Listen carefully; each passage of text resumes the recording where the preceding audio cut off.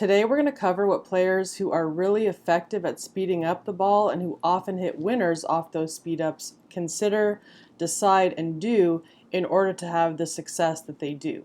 They hit it soft when they must, and frankly, that's going to account for a lot of shots. But the entire time they're hitting strategically soft, whether that be a dink, a drop, or a reset, they know that they are patiently opportunity hunting and doing everything they can to build towards that opportunity to speed up while it has not yet arrived. It may occasionally get handed to them on a silver platter when the opponent doesn't hit their shot as well as they intended to, but mostly they are earning their next opportunity to speed up with strategic soft play that also puts pressure on their opponents. So how do they decide when they've done enough and when it's time to pull the trigger and go for that speed up? Let's find out as we unpack all of that in today's video. I'm Nicole Havlicek, and this is Primetime Pickleball. We've helped thousands of players play better pickleball, and we can help you play your best game too. So please subscribe to this channel. It'll help you get notified of new videos as they come out, and it really helps with the YouTube algorithm to get this information out more broadly to more people. We really appreciate it. All right, let's dive into today's topic. First, your success with the speed up is going to depend largely on who your opponents are. On some opponents, you can speed up nearly everything and have success. But on others, you're going to have to be very picky because they will make you pay if you didn't put them in a compromised position in some way.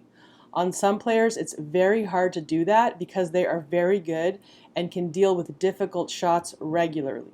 We're going to assume throughout this video that that's the kind of opponent that we're going to be facing because as you move up in levels, that's the type of opponent that you're going to be dealing with. But no matter how good your opponents are, there's always going to be opportunities to speed up, and it's your job to find them and to exploit them.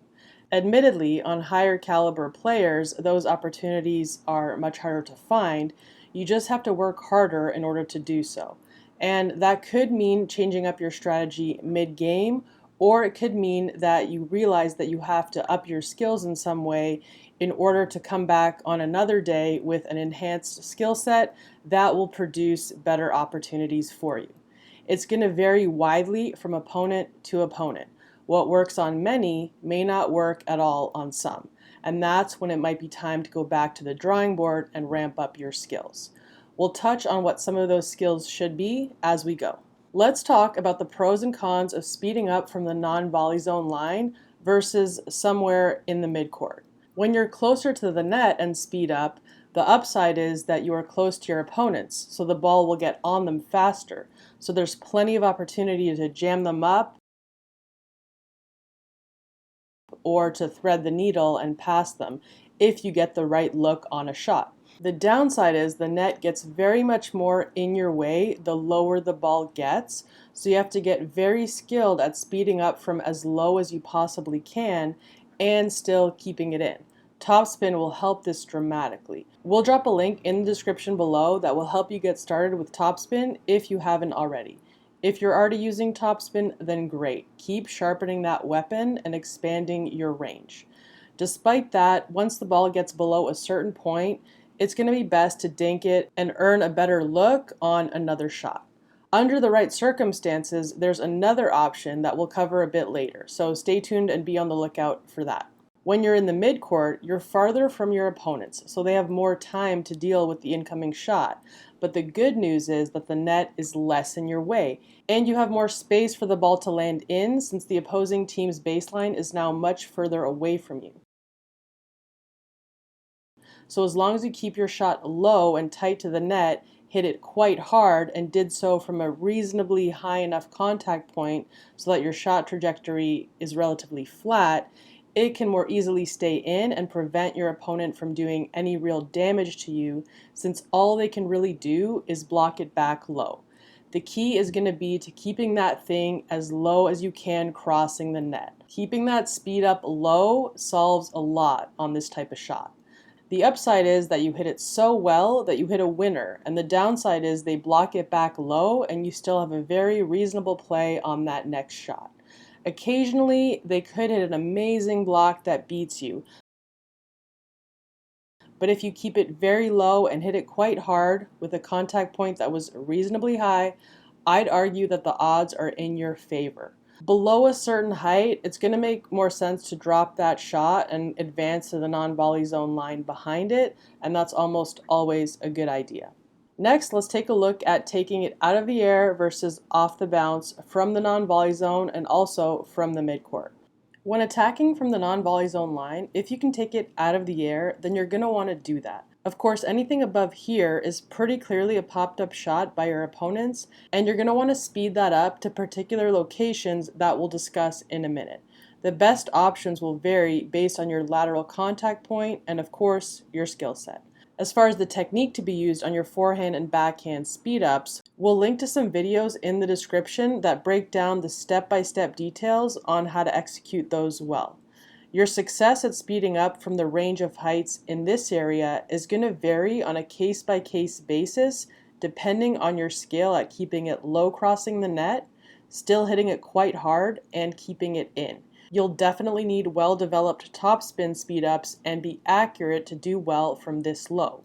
The lower your contact in this zone, the tougher the shot is.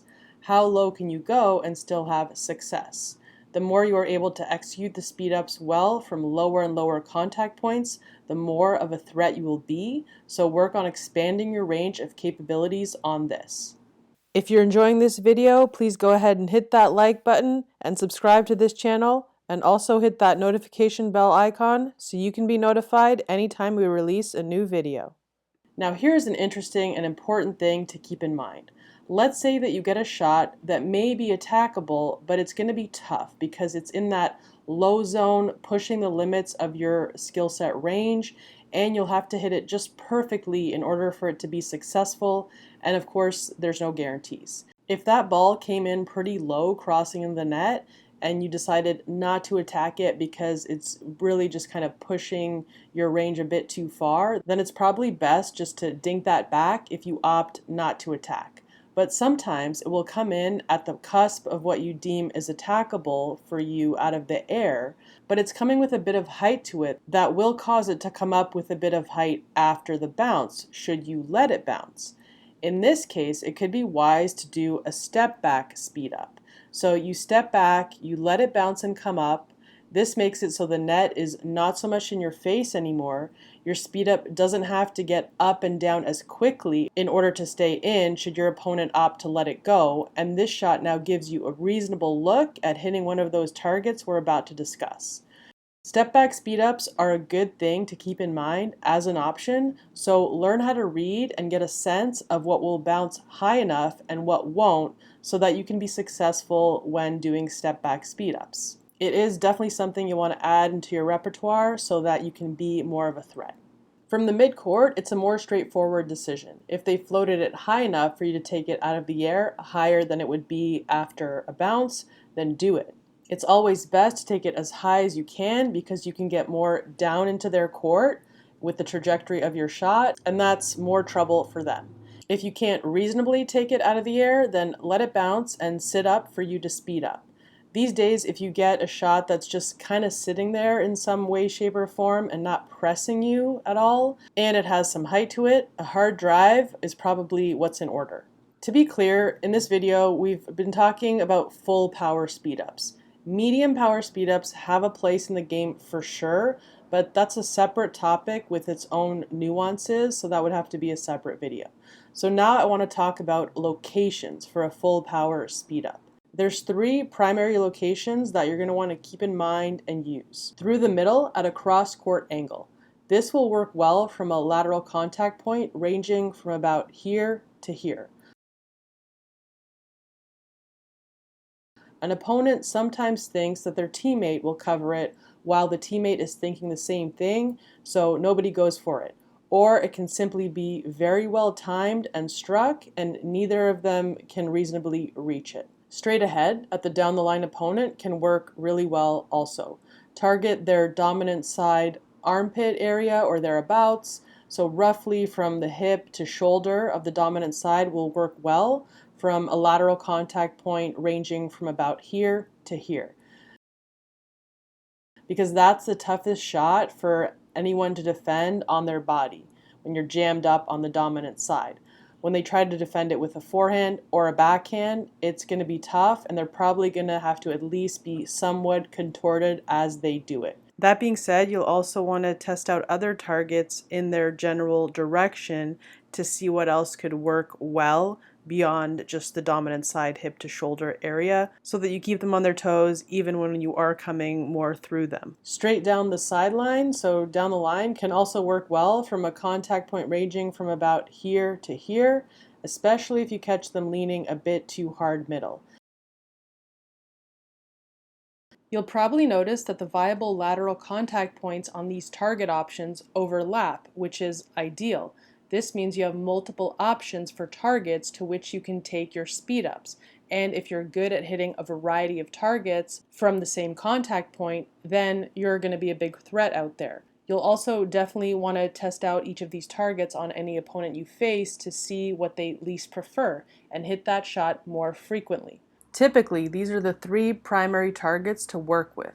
However, speeding up at the player cross court from you can make sense under some circumstances, even though they are further from you than the down the line player and have more time to react. If the player across court from you is the weaker player and more susceptible to not handling speed ups well, then that's something to factor in. And or if your partner has the fastest hands on the court and can likely handle a counterattack coming from this player, then that's a time when a cross-court speed up could work out well for you as well. The reason that's true is because a counterattack coming from a speed up that came from cross-court is more likely to go down the line at your partner. When you attack cross-court, be sure to be mindful that it's not at too sharp of an angle to go out should they lean out of the way and let it go. The great thing about all of this is that it can work on even the highest caliber players if you get the right look and you're an accurate and powerful striker. Hopefully you enjoyed today's video, and we'll see you in the next one. As helpful as we think the tips we're sharing in today's video are, there's more to achieving success on the doubles court. Want a complete A to Z step-by-step blueprint for playing winning doubles pickleball? Check out our dominating doubles system today. Go to doublesystem.com to learn all about it. If you enjoyed this video, please like, comment, and share. For more pro player pickleball tips, techniques, strategies, and more on how to take your game to the next level, please visit primetimepickleball.com. You'll find a clickable direct link in the video description below. Thanks for watching. We'll see you in the next one, and until then, happy pickling. Much of this footage was captured at the Oakland Hills Tennis Club in Oakland, California. A big thank you to them for the use of their amazing facility.